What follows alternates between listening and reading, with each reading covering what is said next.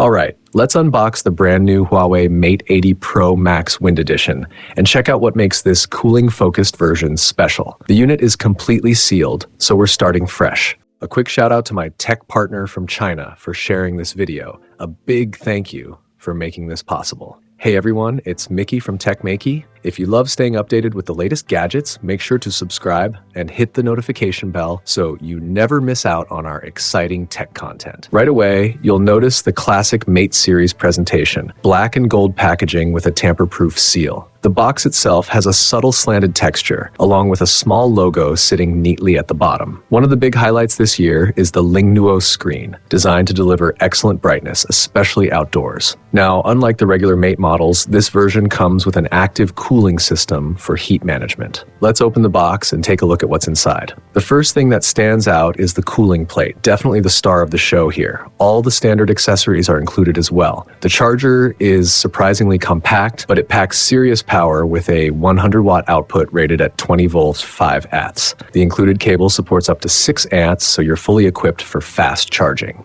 Moving on to the phone itself, the in-hand feel is instantly familiar. Under the light, the display looks clean and premium. It's a flat screen with a pre-installed screen protector and a punch hole design. Overall, the front gives off a very refined, high-quality look. Shifting to the sides, the device features a solid black metal frame with a unique finish. It's not a mirror-like surface, but it still has a subtle glossy feel without being a fingerprint magnet. If you look closely from different angles, you'll notice a slight texture, especially on the top. The black frame adds to the phone's sturdy, robust appearance. Even the antenna lines are blacked out, blending nicely with the design. Huawei continues its trend of including a large number of antenna lines, 3 at the top, 3 on the sides, 2 at the bottom, and 3 more on the right.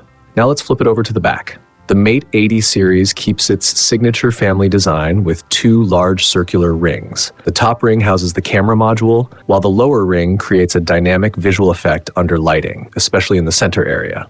As you move the phone, you can actually see how the light shifts across the surface. Even though this unit is all black, it still looks incredibly sleek and eye-catching. We'll compare it with other color options later. Focusing on the camera module, at first glance, you might think there are just 3 large openings, but there's actually more going on. You'll notice additional elements like the flash at the top, extra openings on the lower left and right, and multiple camera components. Besides the main camera, the periscope lens is positioned on the right side. Now, the part everyone's curious about, the Windpool engine, which is essentially the built-in active cooling fan. Let's take a closer look. When we zoom in, you can see the cooling area clearly. The vent openings are actually smaller than the top lens decoration, so at first glance, they might look like part of the design. But if you observe closely, about 40% of the area from the bottom to the right is dedicated to cooling vents. It's a surprisingly large section, and it really shows Huawei's attention to design detail. That's the full exterior overview. Now let's bring in the previous Pro Max version we've been using and compare them.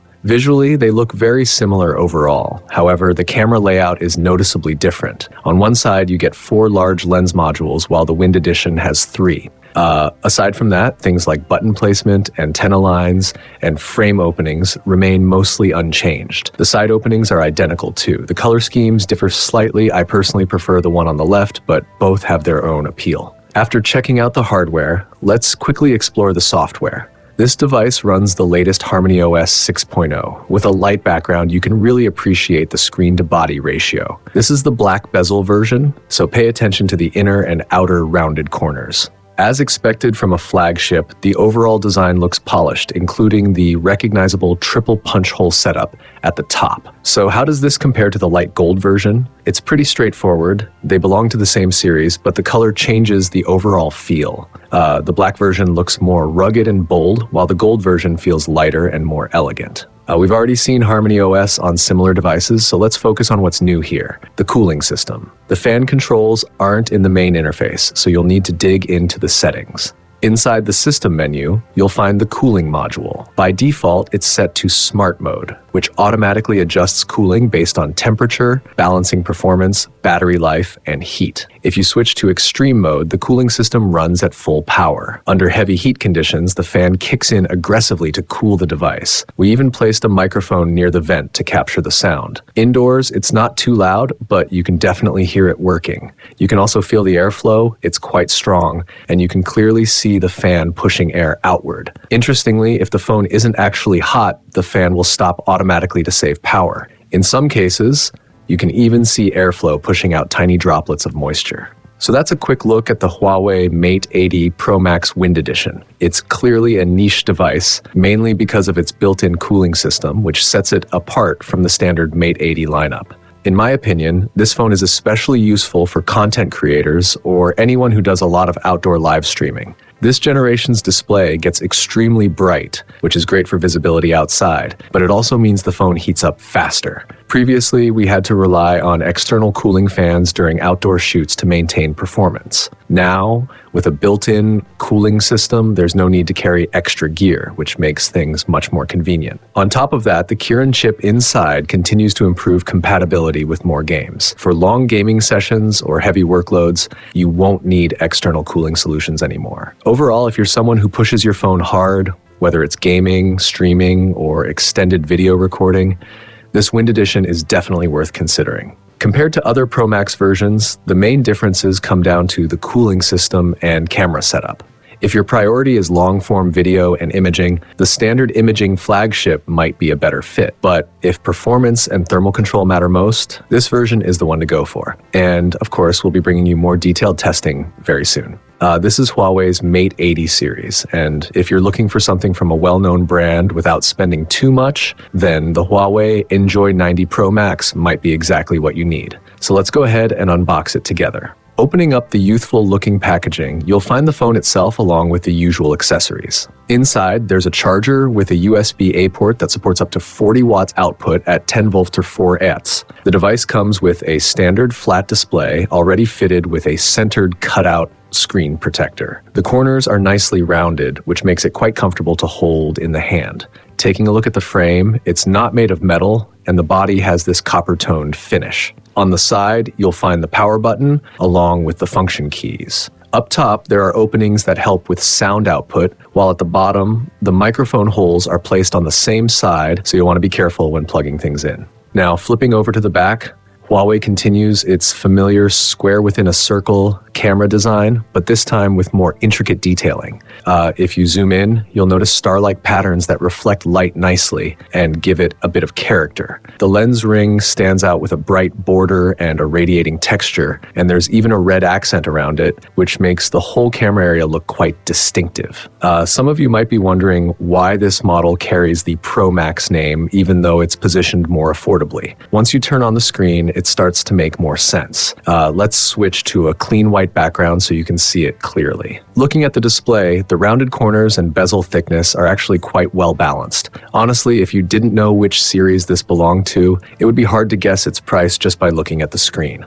Let's compare it briefly with some popular models from other brands like the iPhone Air, especially in terms of bezel control. The Enjoy 90 Pro Max does a pretty decent job here. That said, the overall body is slightly larger than some competitors. So if performance and camera aren't your top priorities, the front design still looks quite premium. Under the hood, it runs on the Kirin 8000 processor, paired with 8 gigabytes of RAM and 256 gigabytes of storage. Combined with the clean rear design and the Huawei logo at the bottom, it really doesn't look like a budget device at first glance. One thing to note, though, is that only one of the openings on the back houses an actual imaging sensor. The others are more for design. Also, since the build isn't metal and glass, the phone feels lightweight. It may not feel as premium as higher-end materials, but once you put on a case, it's not really an issue. In my opinion, this series is a great fit for students or even older family members. It's a newly launched Huawei device, and if your budget is limited, you can also check out the Changxiang 90 Plus series. The device itself is quite light, and it comes with a 40-watt charger rated at 10 volts per 3 amps using a USB-A interface. The design language here is quite unique, and we'll take a closer look at that. When you first hold the phone, there's an interesting effect where the screen almost feels like it's floating, giving it a kind of layered or dimensional look. We've seen similar designs before where the display appears slightly separated from the frame. The phone itself is slim with straight edges and clearly defined sides. The buttons are positioned on the right, including the power button, volume keys, and an integrated fingerprint sensor. Because of the way the screen and frame are designed separately, the bezels can be made narrower, which gives the phone a slimmer feel overall. Even from the side, you can notice how thin it looks.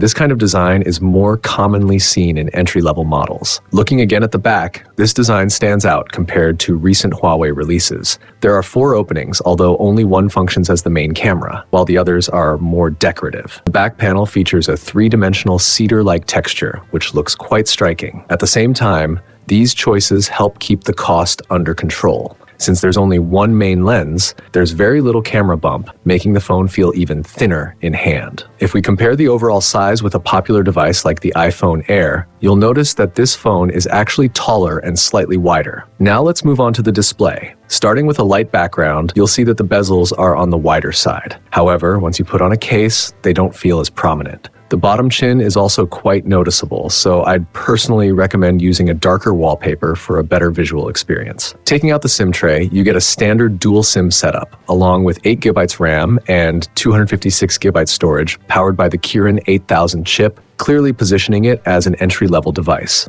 Switching to a dark theme really improves how the screen looks, making the bezels less distracting.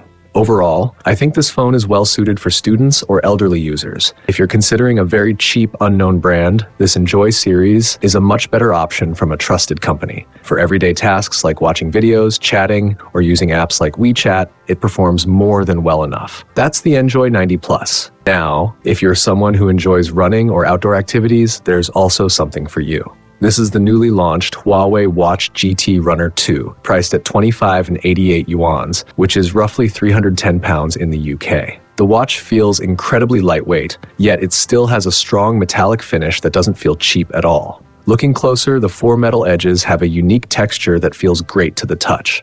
It features Huawei's classic button setup, with a rotating crown on top that can also be pressed, and a functional button below for quick access. The strap is lightweight with a hollow design, making it comfortable for long use. The display measures 1.32 inches, and even at maximum brightness on a light background, it looks clean and flat. The bezel has a gear-like shape, paired with a titanium frame that keeps the watch both durable and lightweight. It comes equipped with multiple sensors, including an accelerometer, gyroscope, magnetic sensor, and an optical heart rate monitor. It can track various metrics like air pressure, temperature, ambient light, and heart rate. Battery life is also impressive, offering up to 14 days with light use and around 7 days with typical usage. For outdoor activities, it provides accurate positioning and can last up to 32 hours during extended sessions. If you're a regular outdoor runner, this is definitely worth considering. And that wraps up our first impressions of Huawei's latest devices. A full detailed review will be coming soon, so if you're interested, make sure to subscribe and be part of our tech community. I'll see you in the next video.